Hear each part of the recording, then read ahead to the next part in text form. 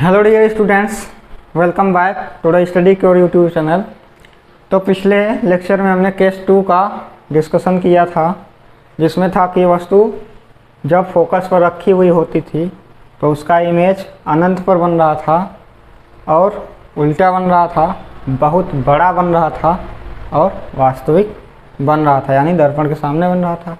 ठीक, तो अब इस लेक्चर में हम देखते हैं केस नंबर 3 को, जिसमें क्या है, वस्तु फोकस F और सेंटर ऑफ कर्वेचर के बीच में रखी है। When the object is placed between focus and centre of curvature. ठीक, तो केस नंबर 3 क्या है, जब वस्तु कहाँ पर हो, फोकस तथा फोकस F तथा वक्रता केंद्र C के बीच स्थित हो।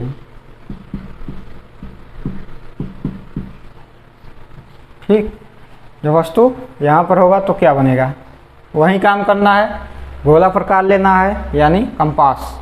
कंपास में पेंसिल को फंसाना है, कंपास की नीडल यहाँ पर रहेगी, उसको सेंटर ऑफ कर्वेचर मानना है और एक आर्क खींचना है। उस आर्क की जो परिधि होगी यानी सर्कमफ्रेंस होगा, उस परिधि को क्या मान लेंगे, मिरर मान लेंगे। उसका पिछला भाग क्या होगा, पेंट कर लेंगे। तो हमने यहाँ पे रखा इस टिप को, तो ये पॉइंट क्या हो जाएगा, सेंटर ऑफ कर्वेचर। यहाँ से क्या खींचा, चाप खींचा, इस चाप को क्या बोलेंगे, मिरर। इसको पेंट कर दिया। पेंट किससे किया जाता है, सिल्वर से किया जाता है, और उसको रगड़ यानी कि फ्रिक्शन से बचाने के लिए क्या कर देते हैं, इसके ऊपर पेंट कर दिया जाता है। ठीक, अब इसका जो मिडिल पॉइंट होगा उसको पोल बोला जाता है। अब क्या करना है, हमें C और P से एक लाइन खींचनी है, एक रेखा खींचना है, जिसको बोलते हैं प्रिंसिपल एक्सिस। ठीक, अब इस प्रिंसिपल एक्सिस के मिडिल में क्या होता है, फोकस होता है। हमें पता है क्यों मिडिल में होता है, क्योंकि हमने देखा था कि C और P के बीच की दूरी क्या होती है, रेडियस ऑफ कर्वेचर होती है या वक्रता त्रिज्या होती है, और वक्रता त्रिज्या का आधा फोकस होता है ना। तो फोकस क्या हो जाएगा, रेडियस ऑफ कर्वेचर के बीच में बिल्कुल मिल जाएगा। तो इस समय हमें देखना है क्या, F और C के बीच में कहीं पर क्या रखा है, वस्तु रखा है। तो पहले केस में हमने देखा था कि वस्तु इसके बीच में कहीं पर रखा है। दूसरे केस में हमने देखा वस्तु बिल्कुल फोकस पे रखा है। अब इससे आगे बढ़ते हुए देखते हैं कि वस्तु जब C और F के बीच में कहीं पर भी रखा हो तो क्या होगा। तो यहाँ पर हमने एक वस्तु ले लिया इतना बड़ा सा। ठीक, अब क्या करते हैं, एक इमेज का फॉर्मेशन करते हैं यहाँ से। ठीक, ये हमारा ये मिरर हो गया। ठीक, अब देखते हैं 4 नियम थे हमारे। पहला नियम क्या था फॉर्मेशन में, कि जब कोई आपतित किरण या इंसिडेंट रेज क्या होती है, प्रिंसिपल एक्सिस के पैरेलल या समानांतर में आती है, मुख्य अक्ष के समानांतर में आती है, तो दर्पण से परावर्तन के पश्चात क्या होता है, फोकस से होकर जाती है। दूसरी थी सेंटर से incident light rays after reflection centre से ही चली जाती है। तीसरी केस थी कि फोकस से आने वाली प्रकाश किरण मुख्य अक्ष के समानांतर वापस लौट जाती है। चौथी क्या थी, पोल और सेंटर के बीच में जितना इंसिडेंट एंगल बनेगा, पोल और इंसिडेंट रेज और मुख्य प्रिंसिपल एक्सिस के बीच में जितना एंगल बनता है, उतना ही रिफ्लेक्टेड रेज और प्रिंसिपल एक्सिस के बीच में एंगल बनता है। तो हम इन्हीं चारों में से किसी दो का उपयोग कर लेंगे। तो यहाँ पर देखते हैं कि सेंटर से हम एक लाइन खींच सकते हैं। तो सेंटर से जो इंसिडेंट रेज आती हैं बिल्कुल इसके ऊपर से, यानी इसके सिर के ऊपर से ले जाओ, यहाँ पर इंसिडेंट हो गई, ये क्या हो गया, पॉइंट ऑफ इंसिडेंस। हम जानते हैं कि सेंटर से जो लाइट रेज इंसिडेंट होती है वह आफ्टर रिफ्लेक्शन सेंटर से ही जाती है। तो यहाँ से ही बिल्कुल रिफ्लेक्ट होते हुए ये लाइट क्या हो जाएगी, बाहर निकल जाएगी। ठीक, तो क्या हो गई, रिफ्लेक्टेड रेज हो गई। दूसरा चीज़ क्या है, इसको ले लेते हैं मुख्य अक्ष के समानांतर, एक लाइट रेज गिरा देते हैं इस मिरर पे। तो इस मिरर पे हमने इसके पैरेलल में यानी मुख्य अक्ष या प्रिंसिपल एक्सिस के पैरेलल में एक लाइट रेज इंसिडेंट किया, और ये क्या हो गया, पॉइंट ऑफ इंसिडेंस हो गया। अब क्या होता है, हमने पढ़ा है कि जो पैरेलल में लाइट रेज इंसिडेंट होती है वो फोकस से होकर क्या होती हैं, बाहर चली जाती हैं। तो ये हो गया फोकस से आती हुई, ये रिफ्लेक्ट हो गई। ठीक, तो हमने देखा कि ये पॉइंट इस पॉइंट पे क्या कर रहा है, कट कर रहा है। तो हम जानते हैं कि जिस पॉइंट पे रिफ्लेक्टेड रेज कट करती हैं उस पॉइंट को इमेज बोला जाता है। ठीक, तो यहाँ पे हमें मिल गया क्या, इमेज। इमेज क्या मिल रहा है, उल्टा मिल रहा है।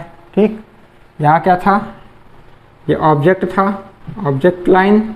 तो ऑब्जेक्ट क्या है, ऊपर इतना बड़ा, इतना छोटा सा है, और हमें इमेज क्या मिल रहा है, इतना बड़ा सा मिल रहा है ना। और क्या मिल रहा है, दर्पण के सामने मिल रहा है। और क्या मिल रहा है, सी से परे है, सी से दूर है, beyond the centre of curvature है। ठीक, तो कंक्लूजन क्या निकला यहाँ से, या पोजीशन ऑफ किसका, इमेज का ना, इमेज यानी कि प्रतिबिंब की स्थिति, प्रतिबिंब की स्थिति, प्रतिबिंब की स्थिति क्या मिली, देखते हैं यहाँ पे पहला केस। पहला कंक्लूजन क्या मिला कि यह क्या है, दर्पण के सामने है। तो हमें कंक्लूजन ये मिलता है कि यह क्या बन रहा है, और सेंटर से दूर बन रहा है ना। तो image formed beyond the centre of curvature,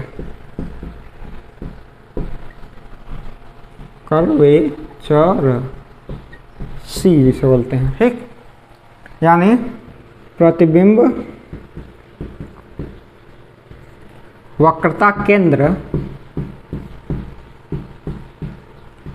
से परे बनता है, परे यानी कि दूर। ठीक, दूर बनता है ना।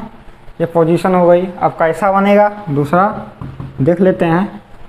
यहाँ पे देखा सी से परे हो गया, अब दर्पण के सामने बन रहा है ना, यानी कि इन फ्रंट ऑफ मिरर। और क्या बन रहा है, उल्टा बन रहा है ना। इन फ्रंट ऑफ मिरर का मतलब क्या हो गया, रियल बन रहा है, यानी वास्तविक बन रहा है। ठीक, तो क्या बनेगा यहाँ पे, रियल एंड ये इनवर्स यानी उल्टा। ठीक, रियल बनेगा और इन्वर्टेड बनेगा। ठीक, इसको हिंदी में बोलेंगे वास्तविक तथा उल्टा। ठीक, तीसरा निष्कर्ष क्या मिला, ये तो दर्पण के नीचे बन रहा है ना, नीचे बन रहा है उल्टा। ये तो दूसरी कंडीशन हो गई। तीसरी चीज़ क्या मिली, वस्तु हमारा इतना बड़ा सा था और यहाँ पे इमेज इतना बड़ा सा बन गया है ना। तो इमेज क्या हो गया थर्ड कंडीशन में, कि इमेज जो हो रहा है हमारा लार्जर देन ऑब्जेक्ट है। ठीक, लार्जर देन ऑब्जेक्ट। ठीक, लार्जर देन ऑब्जेक्ट यानी कि वस्तु से बड़ा।